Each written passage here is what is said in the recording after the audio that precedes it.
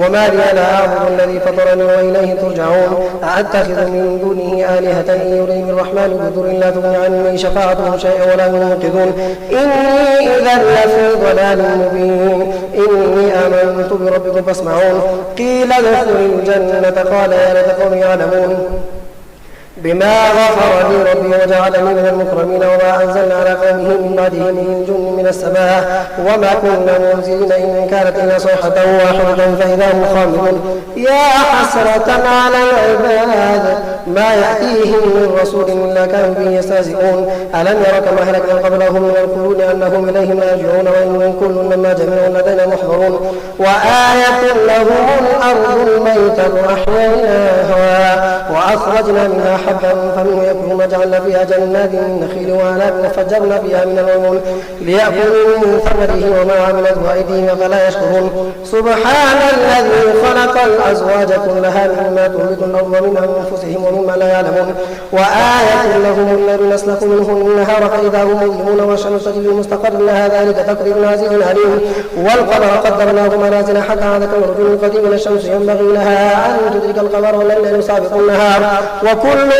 في فلك يسبحون وآية لهم أن حملنا ذريتهم في الفلك المشحون وخلقنا لهم من مثله ما يركبون وإن نشأ نغرقهم فلا صريخ لهم ولا هم ينقذون إلا رحمة منا ومتاعا إلى حين وإذا قيل لهم اتقوا ما بين أيديكم وما خلفكم لعلكم ترحمون وما تأتيهم من آية من آيات ربهم إلا كانوا عنها معرضون وإذا قيل لهم أنفقوا مما رزقكم الله قال الذين كفروا للذين آمنوا نطعم من لم يشاء الله طعمه إن أنتم إلا في ضلال مبين ويقولون متى هذا الوعد إن كنتم صادقين ما ينظرون إلا صيحة واحدة تأخذهم وهم يخصمون فلا يستطيعون توصية ولا إلى أهلهم يرجعون وبقى في السور فإذا هم من الأجداث إلى ربهم ينسلون قالوا يا ويلنا من بعثنا من مرقدنا هذا ما وعد الرحمن وصدق المرسلون إن كانت إلا صيحة واحدة فإذا هم جميع لدينا محضرون فاليوم لا تظلم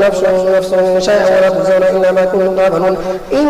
أصحاب الجنة اليوم في شغل فاكهون هم وأزواجهم في ظلال على الأرائك متكئون لهم فيها فاكهة ولهم ما يدعون سلام قول من رب رحيم امتازوا اليوم أيها المجرمون ألم أعهد إليكم يا بني آدم لا تعبدوا الشيطان إنه لكم عدو مبين وأن يعبدوني هذا صراط مستقيم ولقد أضل منكم جبلا كثيرا فلم تكونوا ذاكرون هذه جهنم التي كنتم توعدون اصلوها اليوم بما كنتم تكفرون اليوم نختم على أفواههم وتكلمنا أيديهم وتشهد أرجلهم بما كانوا يكسبون ولو نشاء لطمسنا على أعينهم فاستبقوا الصراط فأنى يبصرون ولو نشاء لمسخناهم على مكانتهم فما استطاعوا مضيا ولا يرجعون ومن نعمره نكسه في الخلق أفلا يعقلون وما الله شرع وما ينبغي إن هو إلا ذكر القرآن مبين لينذر من كان حيا ويحق القول الكافرين أولم يروا أنا خلقنا لهم مما عملت أيدينا أنعاما فهم لها مالكون وذللناها لهم فمنها ركوبهم ومنها يأكلون ولهم فيها منافع ومشارب أفلا يشكرون واتخذوا من دون الله آلهة لعلهم ينصرون لا يستطيعون نصرهم وهم لهم جند محضرون فلا يحزنك قولهم إنا نعلم ما يسرون وما يعلنون أولم يرى الإنسان أنا خلقناه من نطفة فإذا هو خصيم مبين وضرب لنا مثلا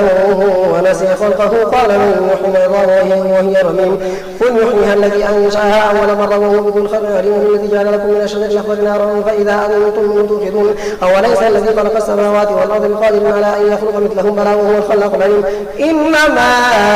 أمره إذا أراد شيئا أن يقول له كن فيكون فسبحان الذي بيده ملكوت كل شيء وإليه ترجعون والصافات صفا فالزاجرات زجرا فالتاليات ذكرا إن إلهكم لواحد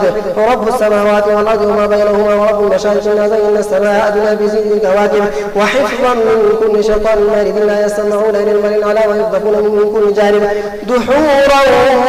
ولهم عذاب واصب إلا من خطف الخطفة فأتبعه شهاب ثاقب فاستفسر ما هم أشد خلقا أمن خلقنا إنا خلقناهم من طين لازم بل عجبت ويسخرون وإذا ذكروا لا يذكرون وإذا رأوا آية يستسخرون وقالوا هذا إلا سحر مبين فإذا متنا وكنا ترابا وعظاما أئنا لمبعوثون أو آباؤنا الأولون قلنا أمرهم الآخرون فإنما هي زجرة واحدة فإذا هم ينظرون وقالوا يا ويلنا هذا يوم الدين هذا يوم الفصل الذي كنتم به تكذبون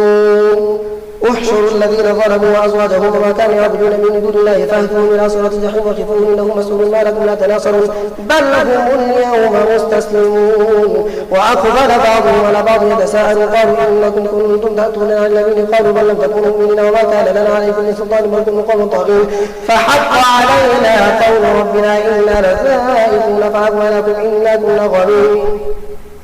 فإنهم يومئذ في العذاب مشتركون إنا كذلك نفعل بالمجرمين إنهم كانوا إذا قيل لهم لا إله إلا الله يستكبرون ويقولون إنا لتاركو آلهتنا لشاعر مجنون بل جاء بالحق وصدق المرسلين إنكم لذائقون العذاب الأليم وما تجزون إلا ما كنتم تعملون إلا عباد الله المخلصين أولئك لهم رزق معلوم فواكه وهم مكرمون في جنات النعيم على سرر متقابلين يطاف عليهم بكأس من معين بيضاء لذة للشاربين لا فيها غول ولا هم ينزفون وعندهم قاصرات الطرف كأنهن بيض مكنون فأقبل بعضهم على بعض يتساءلون قال قائل إني كان يقرن يقول وإنك لمن المصدقين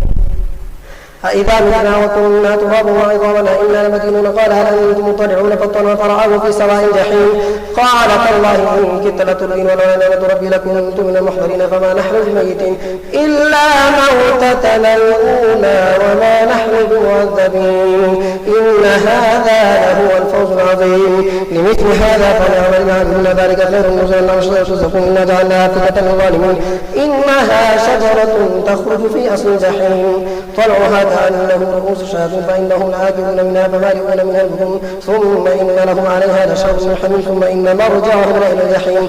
إنهم ألفوا آباءهم ضالين فهم على آثارهم يهرعون لقد ضل قبل وكذبوا الأولين ولقد أرسلنا فيهم منذرين فانظروا كيف كان عاقبة المنذرين إنا عباد الله المخلصين ولقد نادانا نوح فلنعم المجيبون ونجينا إخوانه من الكرب العظيم وجعلنا ذريته باقين وتركنا عليه في الآخرين سلام على نوح في العالمين إنا كذلك نجزي المحسنين إنه من عباد المؤمنين ثم أغرقنا الآخرين وإن من شيعته إلا إبراهيم إذ جاء ربه بقلب سليم إذ قال لأبيه وقومه ما تعبدون إلا آلهة من دون الله تريدون فما ظنكم برب العالمين فنظر نظرة في النجوم فقال إني سقيم فتولوا عنه مدبرين فراغ إلى آلهتهم فقال لتأكلون ما لكم لا تنطقون فراغ عليهم ضربا باليمين فأقبلوا إليه يزفون قال تعبدون ما تنحتون والله خلقكم وما تعملون قالوا ابنوا له بنيانا فألقوه في الجحيم فأرادوا به كيدا فجعلناهم أسفلين وقال إني ذاهب إلى ربي سيهدين رب هب لي من الصالحين فبشرناه بغلام حليم فلما بلغ الأطفال قال يا بني إني أرى في المنام أن يذبحك فانظر ماذا ترى قال يا أبت افعل ما تؤمر ستجدني إن شاء الله من الصابرين فلما أسلما وتله للجبين وناديناه أن يا إبراهيم قد صدقت رؤيا إنا كذلك من المحسنين إن هذا له البلاء المبين فدنا بذبح عظيم وتركنا عليه في الآخرين سلام على إبراهيم كذلك نجزي المحسنين إنه من عبادنا المؤمنين وبشرناه بإسحاق نبيا من الصالحين وباركنا عليه وعلى إسحاق ومن ذريتهما محسن وظالم لنفسه مبين ولقد مننا على موسى وهارون ونجيناهما وقومهما من الكرب العظيم ونصرناهم فكانوا من الغالبين وآتيناهما الكتاب المستبين وهديناهما الصراط المستقيم وتركنا عليهما في الآخرين سلام على موسى وهارون إنا كذلك نجزي المحسنين إنهما من عبادنا المؤمنين وإن إلياس لمن المرسلين إذ قال لقومه لا تتقون أتدعون بعلا وتذرون أحسن الخالقين الله ربكم ورب آبائكم الأولين فكذبوه فإنهم يحضرون إلا عباد الله المخلصين تركنا عليه الآخرين سلام على إياسين إنا كذلك نجزي المحسنين إنه من عبادنا المؤمنين وإن لوطا من المرسلين إذ نجيناه وأهله أجمعين عجوزا في الغابرين ثم دمرنا الآخرين وإنكم لتمرون عليهم مصبحين وبالليل فلا تعقلون وإن يونس لمن المرسلين إذ أبق إلى الفلك المشحون فساهم فكان من المدحضين فالتقمه الحوت وهو مبين فلولا أنه إنه كان من المسبحين لبث في بطنه إلى يوم يبعثون فنبذناه بالعراء وهو سقيم وأنبتنا عليه شجرة من يقطين وأرسلناه إلى 100 ألف وزد فآمن فمتاع نحن فاستفتهم ألربك البنات ولهم البنون أم خلقنا الملائكة إناثا وهم شاهدون ألا إنهم من إثم يقولون إلى الله وإنهم لكاذبون أصطفى البنات على البنين ما لكم كيف تحكمون أم لكم كتاب أم لكم أصطفى البنات على البنين ما لكم كيف تحكمون فلا تذكرون أم لكم سلطان بالفأتوا بكتابكم إن كنتم صادقين وجعلوا بينه وبين الجنة نسبا ولقد علمت الجنة إنه المختار سبحان الله عما يصفون إلا عباد الله المخلصين فإنكم وما تعبدون ما علمتم عليه فاتن إلا من وصال الجحيم وما منا إلا له مقام وإنا لنحن الصافون وإنا لنحن نسبح وإنا لنقولون لو أن عندنا ذكر من الأولين فكنا عباد الله المخلصين فكفروا به فصفى لهم فسبقت كلمتنا لعباد المرسلين إنه له المنصورون إن جندنا له غالبون فتولى عنهم حتى حين وأبصروا فسبصرون أفبعذابنا يستعجلون فإذا نزل بساحتهم فساء صباح المنذرين وتولى عنهم حتى حين وأبصروا فسبصرون سبحان ربك رب العزة عما يصفون وسلام على المرسلين والحمد لله رب العالمين. صاد والقرآن بالذكر بل الذين كفروا في عزة وشقاق كم أهلكنا من قبلهم من قرن فنادوا ونادى حين مناصر وعجبوا أن جاءهم منذر منه وقالوا الكافرون هذا ساحر كذاب أجعل الآلهة إلها واحدا إن هذا لشيء عجاب وانطلق المرء ويمشي واصبروا على آلهتكم إن هذا لشيء يراد ما سمعنا بهذا في الملة الآخرة إن هذا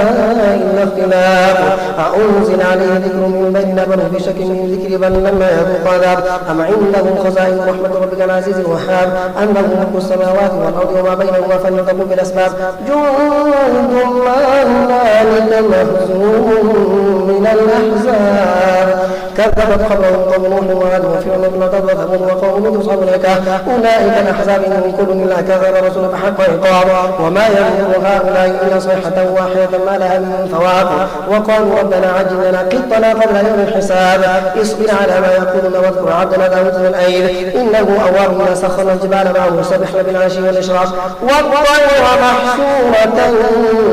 كل له أواب وشددنا ملكه وآتيناه الحكمة وفصل الخطاب وهل أتاك نبأ الخصم إذ تصوروا المحراب إذ دخلوا على داود ففزع منهم قالوا لا تخف خصمان بغى بعضنا على بعض فاحكم بيننا بالحق ولا تشتت واهدنا إلى سواء الصراط إن هذا أخي له 99 ناجة ولي ناجة واحدة فقال كيمياء وهزل بالخطاب قال لقد ظلمك بسؤال ناجتك إلى نعاجه وإن كثيرا من الخلطاء لا يبغي بعضهم على بعض من الذين آمنوا وعملوا الصالحات وقليل منهم وظن داود أنما فتناه فاستغفر ربه وخر راكعا وأناب فغفرنا له ذلك وإن له عندنا لزلفى وحسن مآب يا داود إنا جعلناك خليفة في الأرض فاحكم بين الناس بالحق ولا تتبع الهوى فيضلك عن سبيل الله إن الذين يضلون عن سبيل الله لهم عذاب شديد بما نسوا يوم الحساب وما خلقنا السماء والأرض وما بينهما باطلا ذلك ظن الذين كفروا فويل للذين كفروا من النار أم نجعل الذين آمنوا وعملوا الصالحات كالمفسدين في الأرض أم نجعل المتقين كالفجار كتاب أنزلناه إليك مبارك يدبر آياته وليتذكر أولو الألباب ووهبنا لداود سليمان نعم العبد إنه أواب إذ عرض عليه بالعشي الصافرات الجياد فقال إني أحبط حب الخير عن ذكري وبحكة ورد الحجاب ردوها عليه فطفق مسحا بسوق ونار ولقد فتنا سليمان والقينا على كرسيه جسدا ثم نلقى ربي فيه وهب لي ملكا لا ينبغي لأحد من بعدي إنك أنت الوهاب فسخرنا له الريح تجري بأمره رخاء الحيض صعب والشياطين كل بناء وغواص وآخرين مقرنين في الأصفاد هذا عطاؤنا فمن أو امسك بغير حساب وإن له عندنا الصبر واذكر عبدنا أيوب إن نادى ربه أني مسني الشيطان بنصب عذاب اركض برجلك هذا مغتسل من بارد وشراب ووهبنا له أهله ومثلهما رحمة منا وذكرى لأولي الألباب وخذ بيدك ضغطا فاضرب به ولا تحنث إنا وجدناه صابرا نعم العبد إنه أواب واذكر عبادنا إبراهيم وإسحاق ويعقوب أولي الأيدي والأبصار إنا أخلصناهم بخالصة ذكر الدار وإنهم عندنا لمن المصطفين خرج إسماعيل ونسوة الكبر وكل من الأخيار هذا ذكر وإن للمتقين لحسن مآب جنات عدن فتحت لهم الأبواب متكئين فيها يدعون فيها بفاكهة كثيرة وشراب وعندهم قاصرات الأطراف هذا ما توعدون ليوصل من هذا رزق ما له من نفاد هذا وإن للطاغين شر مآب جهنم يصلونها فبئس المعاد هذا فليذوقوا حميم وغسق وآخر من شكل أزواج هذا فوج مقتحم معكم لا مرحبا بهم إنهم صاروا قالوا بل أنتم لا مرحبا بكم أنتم قدمتمونا فبئس القرار قالوا ربنا من قدم لنا هذا فزده عذابا ضعفا في النار وقالوا ما لنا نرى رجالا كنا نعبدهم من الشرار اتخذناه سخريا ام زاغت عنهم الابصار ان ذلك الحق تخاصم قل انما انا منذر وما من اله الا الله القهار رب السماوات والارض وما بينهما العزيز الغفار قل ونبأ عظيم انتم عنه معرضون ما كان لي من علم بالملأ الاعلى ان يختصمون يوحى الي الا انما انا نذير قال ربك بالملائكه اني خالق بشرا يطين فاذا سويت ونفخت فيه من روحي فقعوا ساجدين فسجد الملائكه كلهم اجمعون الا ابليس استكبر وكان من الكافرين قال يا ابليس ما منعك ان تسجد لما خلقت بيدي استكبرت وكنت من العالمين قال انا خير من خلقتني من نار وخلقته من طين قال فاخرج منا فإنك رجيم وإن عليك لعنتي إلى يوم الدين قال رب فانظرني إلى يوم الدين قال فإنك من المنظرين إلى يوم وقت المعلوم قال فبعزتك لأغوينهم أجمعين إلا عبادك منهم المخلصين قال فالحق ولقابون لأملأن جهنم منك وممن تبعك أجمعين قل ما أسألكم عليه من أجر وما أنا من المتكلفين إن هو إلا ذكر للعالمين ولتعلمن نبأه بعد حين تنزيل كتاب من الله العزيز الحكيم إنا أنزلنا إليك الكتاب الحق فاعبدوا الله بما له الدين ألا لله الدين الخالص والذين اتخذوا من دونه أولياء ما نعبدهم إلا ليقربونا إلى الله زلفى إن الله يحكم بينهم فيما هم يختلفون إن الله لا يهدي الكاذب كفار لو أراد الله أن يتخذ ولدا لاصطفى مما يخلق ما يشاء سبحانه هو الله القهار خلق السماوات والأرض بالحق يكذب الليل على النهار ويكذب النهار على الليل وسخر الشمس والقمر كل يجري لأجل مسمى ألا هو العزيز الغفار خلقكم من نفس واحدة ثم جعل منها زوجها وأنزل لكم من الماء ثمانية أزواج يخلقكم في بطون أمهاتكم خلقا من بعد خلق في ظلمات من ثلاث من ذلكم الله ربكم لا إله إلا هو فعنا تشركون إن تكفروا فإن الله غني عنكم ولا يرضى عن الكفر وإن تشكروا يطهركم ولا تزروا وازرة وزر أخرى ثم إلى ربكم مرجعكم فينبئكم إنه عليم لا يشكر وإذا مس الإنسان إلا ربه منيبا بالعز إذا خوله نعمة من ما كان من قبل وجعل لله أندادا ليضل عن سبيله قل تمتع بكفرك قليلا إنك من أصحاب النار أمن هو قانت الليل ساجدا وقائما يحضر الآخرة ويرجو رحمة ربه قل هل يستوي الذين يعلمون والذين لا يعلمون إنما يتذكر أولو الألباب من عباد الذين آمنوا اتقوا ربكم الذين أحسنوا في هذه حسنة وأرض الله واسعة إنما يوفى الصابرون أجرهم بغير حساب قل إني أمرت أن أعبد الله مخلصا له الدين وأمرت لأن أكون أول المسلمين قل إني أخاف الله سبحانه وتعالى من أن لها أعبد مخلصا له الدين فأعبد ما شئت من دونه قل إن الخاسرين الذين خسروا أنفسهم وأهليهم يوم القيامة ألا ذلك هو الخسران المبين لهم من فوقهم ظلل من النار ومن تحتهم ظلل ذلك يخوف الله به عباده يا عبادي فاتقون والذين اجتنبوا الطاغوت أن يعبدوها وأنابوا إلى الله لهم البشرى فبشر عباد الذين يستمعون القول فاتبعوا أحسنه أولئك الذين هداهم الله وأولئك هم أولو الألباب أفمن حق عليه كلمة العذاب فأنتم كل من في النار لكن الذين تقوا ربهم لهم غرف من فوقها غرف مبنية تجري من تحتها الأنهار وعد الله لا يخلف الله هذا لم تر أن الله أنزل من السماء ماء فسلكه ينابيع في الأرض يخرج به زرعا مختلفا الوان ثم يهيج فتره مصفرا ثم يكون حطاما إن في ذلك لذكرى لمن يؤمن الألباب أفمن شرح الله صدره الإسلام فهو على نور من ربه فويل للقاسية قلوبهم من ذكر الله أولئك في ضلال مبين. الله نزل أحسن الحديث كتابا متشابها مثانية تقشعر من جلود الذين يخشون ربهم ثم تلين جلودهم وقلوبهم إلى ذكر الله ذلك هدى الله يهدي به من يشاء ومن يضلل الله فما له من هاد أفمن يتقي بوجهه سوء العذاب يوم القيامة وقيل للظالمين ذوقوا ما كنتم تكسبون كذب الذين من قبلهم فأتاهم عذاب من حيث لا يشعرون فأذاقهم الله الخزي في الحياة الدنيا ولعذاب الآخرة ولو كانوا يعلمون ولقد ضربنا للناس في هذا القرآن من كل مثل لعلهم يذكرون قرآنا عربيا غير وجل لعلهم يتقون. ضرب الله مثلا رجلين فيه شركاء متشاكسون رجلا سلما برجل هل يستويان مثلا الحمد لله بل أكثرهم لا يعلمون إنك ميت وإنهم ميتون ثم إنكم يوم القيامة عند ربكم تختصمون.